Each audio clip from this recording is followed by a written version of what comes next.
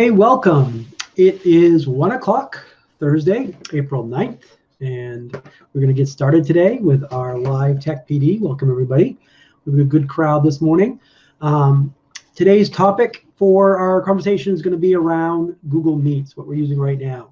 We're going to talk about all the different steps to set it up, best practices. I know some people are asking about extensions. If certain things are, disabled, like the grid view or different stuff like that, we're going to cover all those steps, and we'll go through each of those processes and how to turn them on and off. We'll also answer questions we've had from the past, and finally, we'll also talk about why we're using Google Meets versus some of the other tools that are out there. And there are many options for doing video calls, that kind of thing. The other thing we're going to do is we'll talk about tomorrow. I do want to mention there is no tech stream tomorrow. I'm going to be in meetings with the DOE most of the day, so I won't be able to do that. I won't be able to conflict. But we will start up again on Monday. Next Monday, we'll have the tech stream going, full bore like we have been. Make sure I'm submitted here. If you haven't had a chance yet, too, if you are in RSU19, just head on over to rsu19.info, click the attendance button, and you will be in. And also, of course, that's where you ask questions. Throw them in there, and I'll get them as I go. Just so you know, too, some people have been emailing me directly, which is fine, and I take those questions, and I usually add them to the list as far as what we're offering, just because if you have that question, most likely many people have that question. So one of the reasons why we do that. So let's start with the question list. So a couple things. One that came out yesterday, somebody asked me about using Jamboards with Google Hangouts. Now, we're going to go through all the steps of Google Hangouts, how we start a Hangout, how we add students, how we remove students, how we manage it, how we add people, the whole thing. And then Jamboard was an app we used, I think it was last week. I'm not sure exactly which day.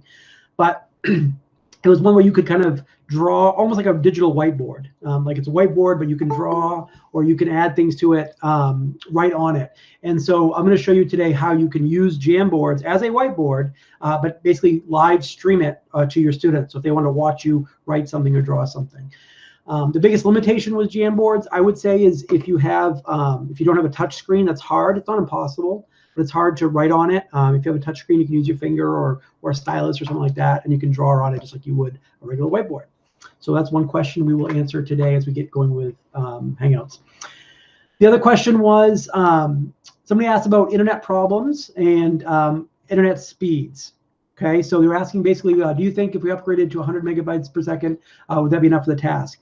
It's hard to say because any of this type of stuff, there's like a dozen, if not more, steps along the way. And your speed, your connection speed will only go as the slowest one of all those steps. So it might simply be the internet, period, the speed that's coming in from your provider. It might be your router that they provided for you. If I have a cable router, they usually give you, like Spectrum or something like that, they give you the router itself. Sometimes that equipment is old. Now they're going to give you what they give you, and they're not going to change it until you ask them. So it's worth an ask. Like, hey, I've got this router. It's model whatever. It's a Motorola model 123. Is this the latest one? And usually, part of your package, because you are paying for rental of that router, that they're kind of required to update you. Now they won't ask you typically to upgrade. It's up to you to ask them, hey, is this the latest one? And they may say yes, it is. So that's fine. If it's not the router, it might be your actual Wi-Fi device. It could be a Wi-Fi router as well. Sometimes the router provided by your internet service provider is also a Wi-Fi one. So that might be the bottleneck. It might not be that. It might be the one that you have connected to. Whenever I'm buying technology equipment, something like this, and I want to see, I'm really interested in seeing what's the best version out there of something. The website that I start with this type of stuff, I don't end there, but I start with is called the Wirecutter. So it's Wirecutter. I'll actually put that right in the chat. And the reason why I like this website is because what they do basically is they look at all kinds of different versions of that same technology. So let's say it's a Wirecutter, a router. They'll look at 50 different routers, and they'll kind of compare them all and contrast and say, okay, this is the one that we recommend for these reasons. And they'll give you different ranges, like a high-end one, a medium, cost one, or a low-cost one. And again, you don't have to end there, but that's a good place for what I usually use to start when I do my research on something I want to buy, especially that's technology focused, because there's so many options out there. And then the final piece of that chain, from the internet service provider to your router, to the Wi-Fi, to your actual computer itself. But again, there's a limitation there. How fast is that computer? So to say that just the internet, whatever the slowest piece of that chain is, that's going to be your biggest factor. It may be the internet. It may be your computer. It may be the router in between. It may be something like that. So I can't give a specific answer for everybody. It's kind of a unique situation. But certainly it's worth kind of, basically every time you upgrade one piece of that, it's probably going to help you out. It's probably not going to hurt you anyway. So hopefully that answered your question. One other quick question we received about Screencastify. The question was, what is the maximum length of a video? So the free version was 5 minutes. The pro version, the unlimited version that we have now, is 2 hours. You can't have a single video that's more than 2 hours long. And just so to know, because it is web-based again, it does take a long time. Once you've recorded that thing, it may not instantaneously appear in your Google Drive. It may take a little while for it to appear in your Google Drive. Just a factor, just something to think about. All right, so that looks pretty good. I'm going to answer, I have a couple more questions specifically about Google Meet. And so that's why I wanted to do this topic today, talk about Google Meet and all the steps and stuff about that. So that's why we're covering that. All right, so first up, what is Google Meet? Google Meet is just like we're doing right now. It is a video conference call. Now, it has other pieces. It also has, as we could tell, has a chat function, meaning you could just text somebody.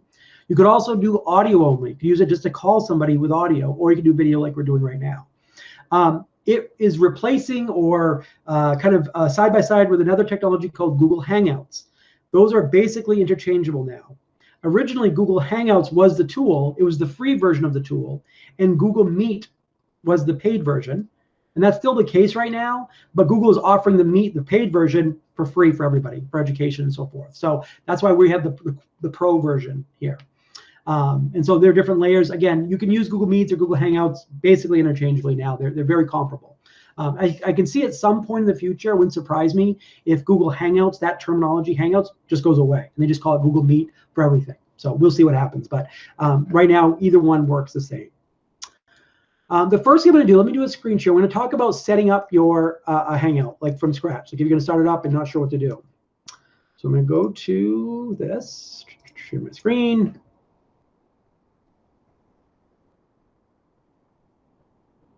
Okay, so I'm in Chrome and I'm signed in, and I'm going to set up a Google Hangout. Now, the only thing, just to note, I'm not sure 100% how it's going to work because I am in a Hangout right now, or a Meet right now with all you guys. So we'll see if that has if it affects it at all. I don't know if it will or not. We'll find out. I think it'll be okay. But the first way I would typically do it is if I wanted to schedule one. So if I want to schedule like we have today, we have this one scheduled for 1 o'clock. So I did it ahead of time. I'm going to go to Calendar. So I'm in google.com right now. I'm signed in. I'm click on the grid in the upper right-hand corner. I'm going to go to Calendar. I have it up right here. So here's my calendar. Now I have a bunch. I'm going to hide these just so you can see them a little bit easier. Let me jump these over here. Boom, boom. Okay, just so you can see it easier. So if it looks like this, again, if yours looks different, if yours looks like a different shape or whatever, in the upper right here in Calendar, you can change to by day, by month, by week. I usually do by month, but again, it's 100% your preference. So if I want to schedule a Google Meet for tomorrow, the 10th, I'm going to click on the box here. This is going to pop up. Okay, so I'm going to have a meeting with Stu at 1 p.m. All right, so that's our meeting with Stuart. Then we'll meet with the student here at 1 p.m. I'm going to click Add Time, and that's going to put it so it automatically puts it from 1 o'clock. Now, if I want to edit the time, I can say, well, we're not going to go from 1 to 2. I'm actually going to go from 1 to 1:30. So I can put in the times there. You can go longer than that. It's just when you're blocking out time. Underneath this, right here, it says Add Guests. So if I want to add an individual guest, I can start typing their name. And if they have their address, I can click right here. So in the domain, in RSU19, I can click on that and automatically connect with them. If they are in the domain, meaning like if they are in RSU19 with us, or if you're in another district, I know there's a few people here that have joined us from other districts, and welcome, welcome. But if you want to see guest availability, I can click on this, and it will show me our mutual calendars. Now, it doesn't show me what's in his calendar. It just shows me that I'm free at 1 o'clock, and look, Stuart's free as well. If there was something there on his calendar, all it would say is busy or free. It wouldn't tell me exactly what's going on in their calendar. But the benefit of that is that it shows you that if you're trying to schedule a time with 2 people and it's really difficult, this helps you as a tool to do that. And as I mentioned, it's getting more and more, as we're getting more and more virtual here, that's important for us to be able to do that. All right, let me jump back over. So the next thing, if I want to add a group of people, not just an individual, I could add an entire class. Now, when I created a class, let's see, Steam Lab, right here. When I keep a Google Classroom, it's going to create an individual group for me by the name of that classroom. So my class is called Steam Lab. I can click on that, and now all those individuals that are in Steam Lab or in that class are automatically joined. So I could add that to my students without having to do it one by one. I'm actually not going to add it for them right now. I just want to do it for one other person. But that would invite them to be able to join it live. Now, again, I'll show you in a second how you can live stream it as well if you just want to show somebody. But this is how they would join to be interactive with you back and forth. All right, scrolling down here, add rooms, not going to worry about that. Add location, again, I'm not going to worry about that. Adding conferencing. If it didn't automatically add this, I'm going to click on add conferencing, and it will by default create this link for my Google Meet. Now, up to 250 participants. That means you could have up to 250 people join live right now as we are doing, or you can broadcast it up to thousands of people. I think it's like 100,000 people if you want to just show them. But for them to be joined live, up to 250 participants. I'm going to click on this link right here. Let me scroll down. Meeting ID, so if I needed to change that or copy that for somebody. The phone numbers, as I talked about, so somebody could call in. I believe we have 2 or 3 people right now that have called in. Yep, I can see at least 2 people that have called in to this Google Hangout right now. And if I wanted to add a live stream, now what the live stream means is that while this is going on, if somebody wanted to just watch it, but they don't have to have a Google account, they don't have to have anything, they can just watch it like they'd be watching TV. They click the link and it's just displaying. They can't interact in any way, but they can see it live. Also, it's going to have a recording of it when we're done in your Google Drive folder. Now, let me give you a for instance here that might be useful. We talked to different community members and some of our own staff about recording stories, doing basically a read aloud for younger kids. So this might be where you do a live stream so you can read the book and they can watch it at home live. And mom and dad would just be able to click that live link and watch it at that point. Then, because of copyright reasons, what we would do is take that recording and put that in the domain. So it's not public for the world. The live stream during the lifetime would be, but afterward, the recording would be underneath protected. I'll click Add Live Stream just to show you what that looks like. So right here, here's the link. Again, I can copy that link, and that's what I would paste to give to people so they can just watch. Keep scrolling down. Do I want to add a description? Again, that's up to you if you want to add a little description so people click on it. Hey, this is our meeting about whatever. Which calendar is it going to go under? Now, this can be confusing, but I'll just explain what this is. This is worth mentioning. Google Calendar is the entire set of all the calendars. Inside of that, you might have individual calendars for certain things. For example, I have a calendar just for one of my classes. Okay, so if I add an assignment for that class, it just goes for that calendar, or another one for staff, or another one for the tech department, or whatever. You can have multiple calendars here. So again, that just depends on how you want to organize it, how you want to use it, and you can show those or hide those based on whatever you want to do. So that's how I set up my Hangout. I'm now going to click Save. Do I want to send invitation emails to people? Sure, yep, I'm going to send them. Okay, so here it is for tomorrow. I'm going to click on that link here just to show you. It says meeting with Stuart. Okay, so I got my meeting here. Right now, the guest received an email that says, hey, you are invited for a meeting tomorrow. They can respond yes, no, or maybe. So I'm going to go back here and edit this link. Up the top here, you see these different tools. I'm going to click on the little pencil icon. Okay, so here's a little bit more details, a little more tools. Here's my Hangout Meet. This is showing me that it's going to be has a live stream. I can remove it if I need to, but it will have a live stream. Okay. Right now I have one guest and he's waiting. Am I allowing the guest to modify the event? Probably not. Do I allow them to invite others? Probably not. Again, if I have students as well, I don't want them to invite other students. So I'm going to uncheck that. Can they see the guest list? That's up to you. If you think it's not appropriate for kids to see the other kids that are on the list, you can uncheck that. So these are up to you to uncheck if you don't want them to use those. And we're waiting to hear back from him. I'll show you in a second what it looks like from his end. And then they can click accept. You scroll down here. Okay, again, other things. Notifications, you can set a notification if you want to be reminded 10 minutes before, or maybe an hour before, the day before, or whatever, you can set that up. I can also in here, if I wanted to repeat that. Now, right now, this is just for one meeting. But if I said I want this to repeat every week on a Friday at this time, this is what I do it. In fact, our daily tech PD thing, the thing we're in right now, I set up to go daily from 1 to 2, Monday through Friday, basically every weekday. And so this repeats. So I don't have to go in and do this every time. The other reason why this is important is if you want students to join the same link every time, every week, they would be able to do so. And you can customize this. If I want it every third Thursday of the month or whatever it is, some weird customization, you can do that as well. These all look good. I'm going to click Save. All right. So what does it look like from the student's end? Let me pull up.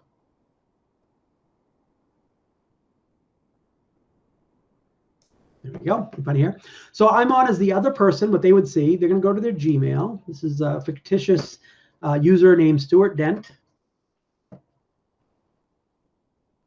Okay, so they received an invitation for a meeting.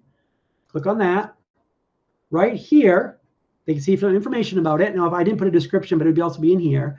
And right in their email, they can say, yes, I want to join. Maybe I want to join, or no, I don't. So I'm going to say, yes, I'm going to join that. They can also view it right in Google Calendar if they wanted to, if they want to see what it looked like. They can't edit it, but they can see what it looks like.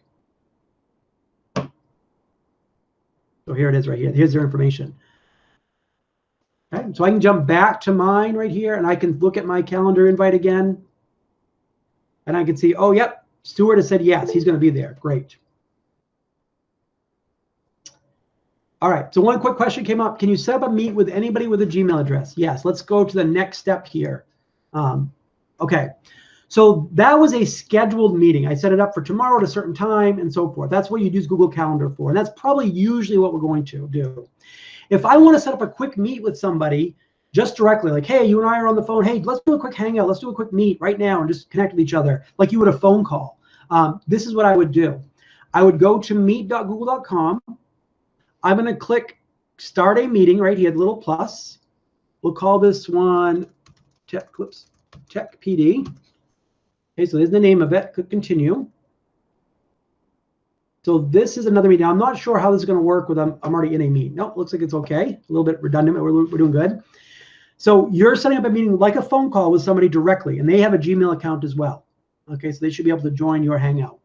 I can mute my audio. I'm going to mute the audio right now so we don't hear it again. It is good practice, just common usage. When you start a Hangout or start a meet, you mute first so that you're not, have sound when you're going into it, and then you can unmute if you need to. So I'm going to join. There's nobody else here right now. If I wanted to email somebody or add somebody, I could click Add right here, and I could invite somebody directly if I had their email. Right there, to a dent. I could also call somebody. If I click Call right now, I could type somebody's phone number. And again, obviously, I would get audio only, but I could call them directly using this tool. But I'm going to invite Stuart. I'm going to send him an invite. Okay, so they got an invite. I'll show you what it looks like from their end. So they just got an invite right here. It's happening right now. Kern Kelly is inviting you to a video meeting. Click on that. Okay, join this meeting. So they're going to see this link, and they would be in the meet with me. Yeah, the camera's off because I'm using it with other tools right now. My laptop's getting a workout. There's like 3 layers of video going on. But you get the idea. They would click join, and they would be in the same Hangout with us immediately. Okay, I'm going to actually close this one down. I think it's getting a little bit taxed. All right. So yes, you can directly, oops, am I muted here? I think I'm in the wrong meet.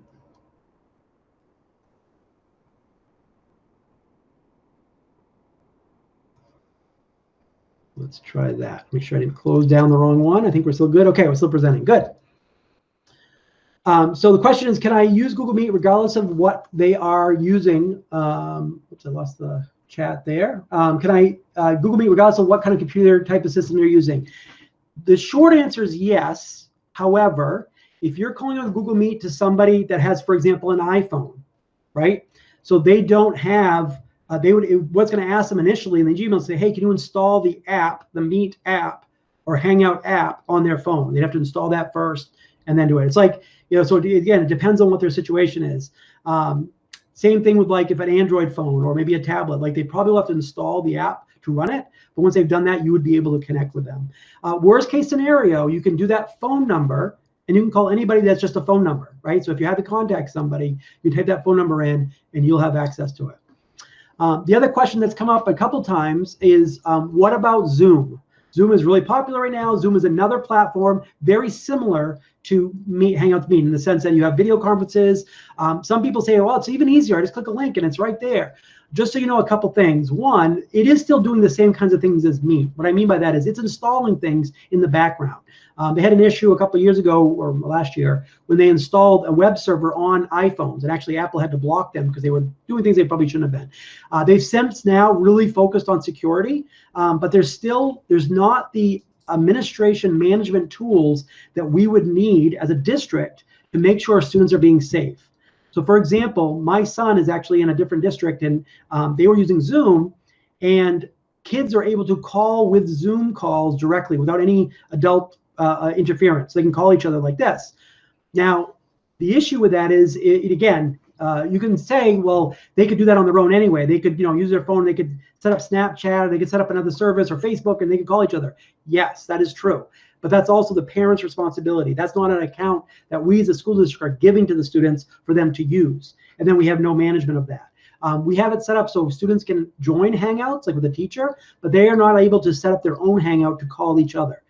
If there's a situation where a student has to, for a project that makes sense, that teachers are involved and just not on their own, we can absolutely make that work. But the rationale is that we have some management of the things that we are expecting students to have. And again, I'm not top down in the sense that I really, management is everything. But if an issue happens, we have to have the ability to stop somebody. For example, there was one incident I mentioned yesterday, I believe, that a student was being inappropriate on the call. So what are our options? Well, we have the ability to close them out so they can't join the call and disrupt it for every student that's in that call. And we really have to have that ability. That's an issue. All right, let me jump to over here. Okay, so a couple things that came up with so the Google Meet grid view, and I'm going to show you what that looks like and what that is. In the show notes, oops, I guess I don't have them up here right now.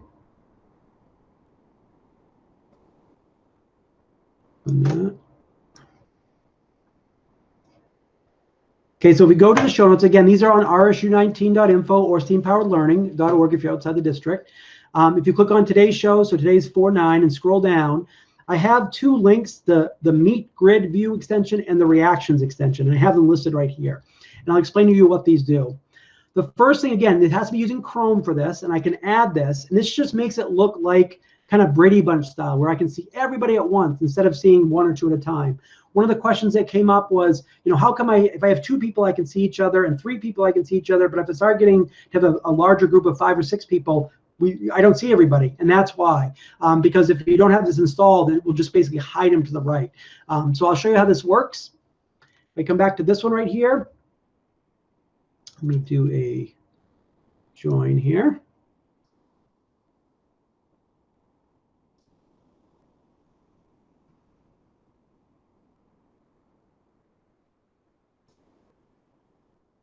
Okay, so I'm going to join our Meet from another account. I am muted so I can see it.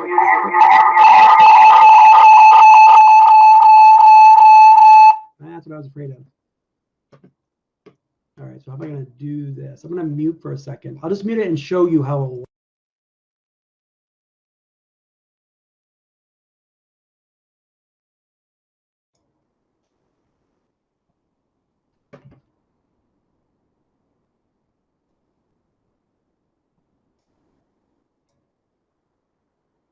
All right, let's try that again. Hopefully there's no annoying ringing that time. Again, it looks like it looks crazy here because I'm showing you Inception, right? The reason why I wanted to show you this is once you install that extension, I'll just jump over to another tab just so it doesn't get too crazy here. Once I install that extension, up in the upper right, you'll notice here there's a little extension here called Google Meet Grid View. So if I click on that, and if I've installed it, When I click back up here and click on this, all the people that have video on right now are on as a grid. Okay, so I can click on that and I can view all, turn that on and off. If you don't have your video on right now, you wouldn't be on here. I have what, 1, 2, 3, 4, 5, 6. The other day in the staff meeting, our staff meeting we had for the entire Nokomis Regional High staff, there was like, I don't know, 30 of us on there, and everybody was on their own little box, and you can see everybody. So that's that little extension up here in the upper right. The other extension that we added is called Nod Reactions for Google Meet. And again, that's linked, is in the show notes. So if you go to the show notes, find today's date and scroll down, these extensions are linked right here. And once you've done that, they'll be up here in the upper right in your toolbar. So here's Screencastify, here's the Nod extension, and here's the grid view. But that gives me the ability, and if we're going to push this out for students, so if I want to give a thumbs up, I can do that. You notice it's over here. If I want to raise my hand, it's kind of like that ability for teachers to be able to add. Let me just jump over here so it's not too confusing here. So I can give a thumbs up, or I can add, basically in the Meet, I can add a reaction, you know, wow, or LOL, or I think there's only a handful of reactions here. Yeah, there's a wow, that kind of thing. But those will appear for the teacher. So if you want to see students raise their hand virtually, they just click on that, click raise my hand, and you'll see it pop up. We pushed these out. Some people are asking, why do we have these? And then all of a sudden they went away. I'm going to jump back over here for a second. We have these enabled and why they went away. And the reason why is there was an update between when we first installed them and not, so we removed them. And now if you go to that link, it will say, do you want to install it for your account? Click install, and you'll have it. You'll be good to go. So those are those two links there, the Google Grid View and Google Nod Reactions. And if you're not sure where they are, if you get kind of lost, like, hey, I can't find them, if you Google the words Google Meet Grid View, it'll be the top link extension. It'll be the top link right there, and you click on that. All right, let me check the questions here. Somebody asked, the grid was gone this morning with students, but back on now. Like I said, they were disabled and then re-enabled. Can you explain what conferencing allows that just Hangouts without it wouldn't? I'm not sure, Gail, could you ask the question again? I'm not exactly sure what do you mean by conferencing allows that Hangouts wouldn't. Oh yeah, the other thing I want to share with you guys, if you do want to record the videos, right now I'm recording these so we can share with everybody else who isn't here. In the bottom right here is 3 dots. If I want to present, I'm going to click on that, and that's going to do a screen share like I'm doing right now. If I click on these 3 dots, I can add a phone, I can do more settings, but up here I'm not going to stop it, but I click start recording, and that will record it as a video. That recording will go in your Google Drive. Under Drive, there will be a folder called Meet Recordings. So I have right here, Meet Recordings. And if I double click on that, this is the one from yesterday where it just gives you an actual video file. Now we talked about yesterday where we talked about WeVideo as a possible way to edit videos. So I could take that recording right now, open WeVideo, import it into there, and then I can edit it and cut it and do whatever else I want to. The other thing that's kind of cool is it automatically creates a Google Doc of the chat as well. So if there are chat information, they will come through just like it would. Like I can store it, I can have it. That's one option. Somebody asked about having kids, you know, basically taking attendance. One option you could use, again, this is it's an interesting one. I'm not sure if it's perfect, but you could have students just say here, and if they did that in that chat automatically, if you're recording it, it would be stored of who said here. Now the problem with that is to go back and research all that data would take a long time to go back and open those, look at them. But you could have a quick you know, check of who's available. Somebody asked about pushing out the Nod reaction. Yes, so we're pushing those out, the Nod reaction and the grid view. We had it out initially, then we had to pull it back for an update, and we pushed it out again. So if they don't have it, it will say allow install. They just have to click yes, and then they'll go through that process and have it. I think with that, anything else with Google Meets? If you have any other questions about Google Meets, let me know. I wanted to make sure we had a recording. The last thing I wanted to share as far as a tool for today was not just a totally separate tool, but I think one really useful. It's called Google Bookmarks. Now, there are many, many bookmark containers out there, many, many tools that allow you to organize bookmarks and move them around. And a lot of them are probably more fully featured than this one. Google Bookmarks is a pretty simple, straightforward, you know, kind of simplified version, but it works. And so if you're not sure, if you go to google.com/bookmarks, I can go at any point right here. Here's a list of ones that I already have. the first thing what I would do is when I scroll down, there's a little kind of it's called an applet here, but a little, looks like an image here. I can drag that JavaScript up to the toolbar right here. You can try that again. Oh, I've already got it. That's why. Here we go. Here we go. That's better. My toolbar is hidden. So there's my toolbar. I can drag it up here, and I can link it right here.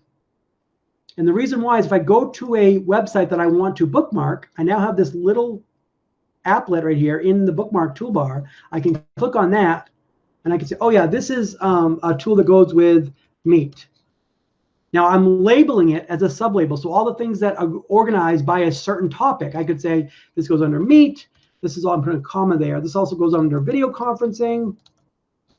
This might also go under, you know, Google, whatever else you want to organize it by. And that's for you. Nobody else will see this but you. I can also leave additional notes if I want to. But now if I click Add Bookmark, that will now be in my bookmarks under a subsetting. I refresh this page here. Here's a subsetting over here of Meet. So here I have the links for that. Now I'm going to add this other one too. I'm going to add the nod reaction ones as well. So I go to the page I want, click Bookmarks. I'm going to add this one under Meet as well. Notice how it already popped up. Click Add. Now I can come back to my bookmarks, refresh, and it will be in there as well. Now you might ask, why don't, Karan, that's cool, but why don't I just use my regular bookmarks I already have? So this is just another tool for that. Again, I like it because it's web-based, it follows my account around. So if I jump onto another computer and I go to google.com and sign in, and then I just go to google.com like bookmarks, all my bookmarks are with me. I don't have to sign into Chrome specifically to get all my bookmarks with me. So that's why I use Google Bookmarks. It's just another tool that's already connected with the account that you already have and just makes it that much easier. Let's stop sharing here. Here we go. We'll jump back to our main site here. All right, let's check the questions. We start up. I kind of scroll back a little bit. Grid view came up a couple times. I think we answered that. Google Meet with anybody? Yes. What is the make a call function in the margin of my email page? If it's what I think you're asking, on the left side. Okay. That's a good question. So in Gmail, Google Hangouts or /chat was a separate thing. Now they're kind of connected. This is where the messaging gets really, really confusing. Google Meet, Gmail, Hangouts, chat, they all do different variations of the same kind of thing. They're all communication. I'm trying to talk to somebody either through voice, through text, through video call, whatever that is. And so if I go to my Gmail, again, I'll switch over to a screen share.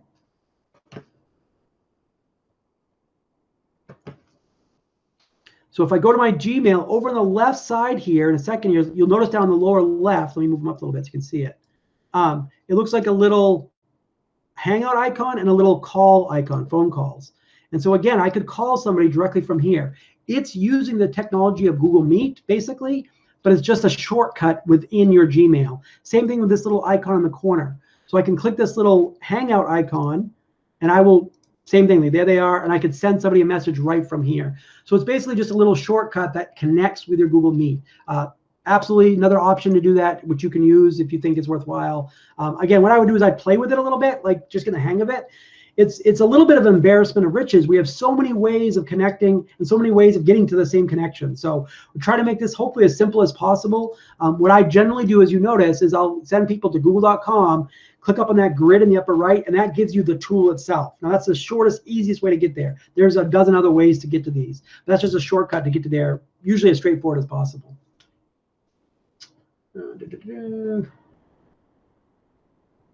Okay, so the question was, you checked off conferencing when you were setting up Meet and says it allows up to 200 people, but I haven't been checking that off for Classroom Hangouts. Should I have been? No. So what that means is in a Hangout like we're doing right now, I can have up to 250 people live joining us right now. That's our limit. If it goes to 300 people, they wouldn't be able to join.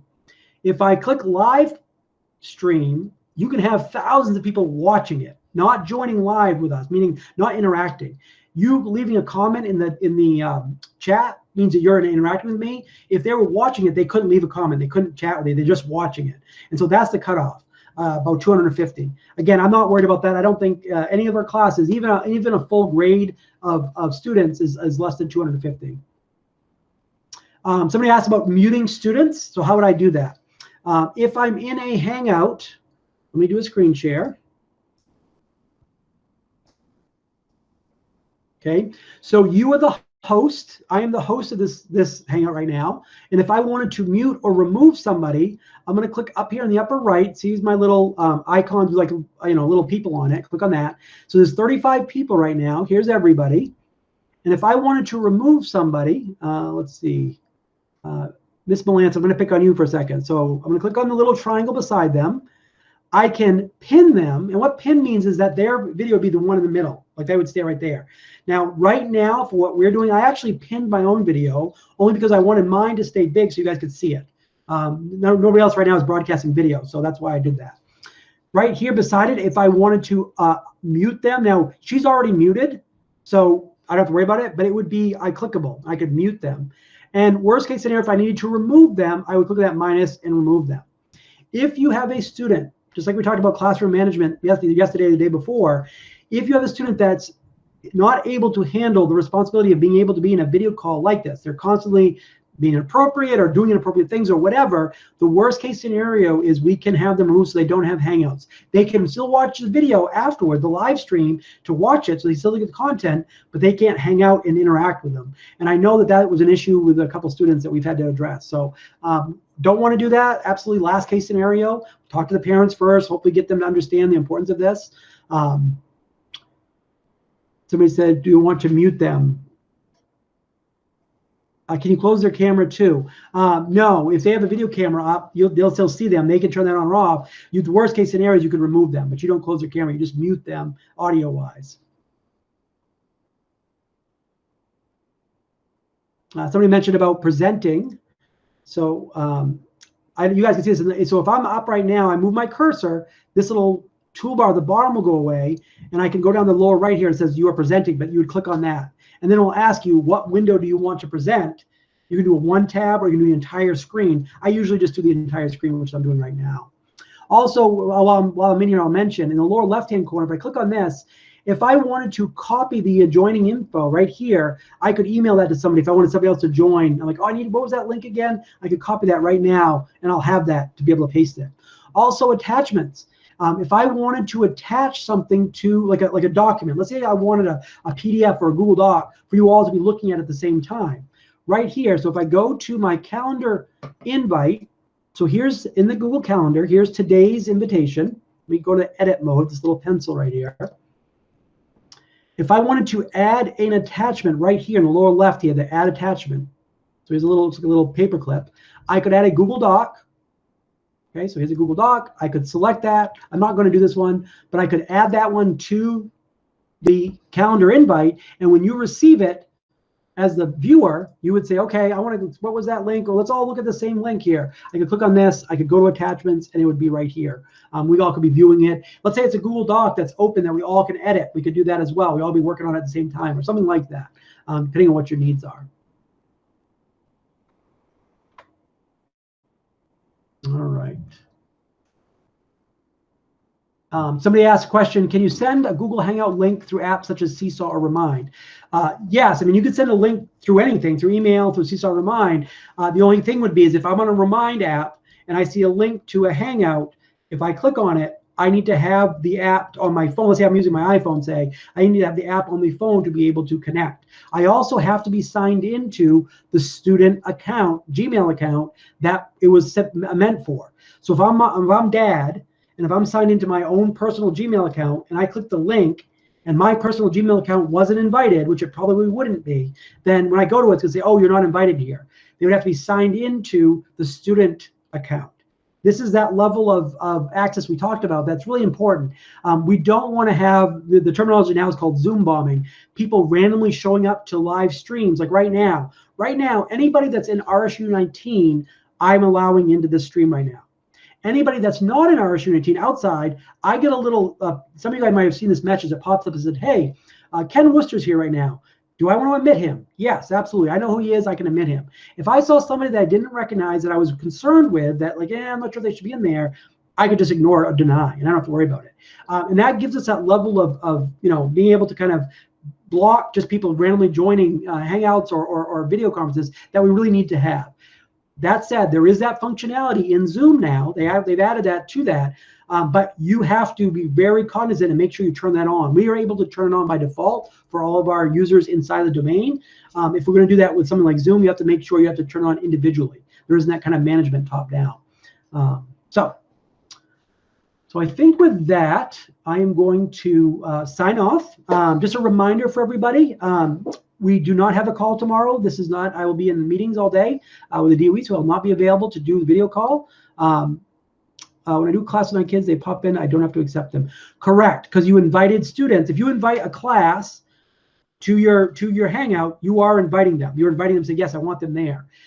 If somebody that wasn't in that class wanted to join just randomly, if I'm Joe Blow, I want to just join your Hangout. Even if I have the link, if I pop in there, it would have to say, oh, Joe Blow just tried to join your Hangout. Do you admit them or not?